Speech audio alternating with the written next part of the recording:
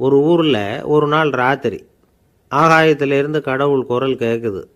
இந்த ஊரில் இருக்கிற ஜனங்கள்லாம் கொஞ்சம் கவனிங்க, உங்களுக்கு ஒரு செய்தி.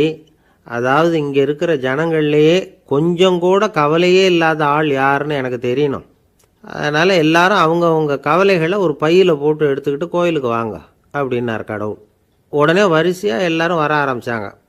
எல்லார் கையிலையும் பை இருந்தது, சின்னதும் பெருசுமா.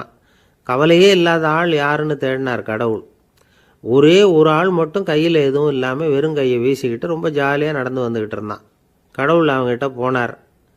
ஏன்பா உனக்கு கவலையே இல்லையா அப்படின்னு கேட்டார். எனக்கும் சில கவலைகள்லாம் உண்டு அப்படின்னானா அவன். எங்கே அதெல்லாம்னு கேட்டிருக்கார் கடவுள். பின்னாடி லாரியில் வந்துக்கிட்டு இருக்கு அப்படின்னானா அவன்.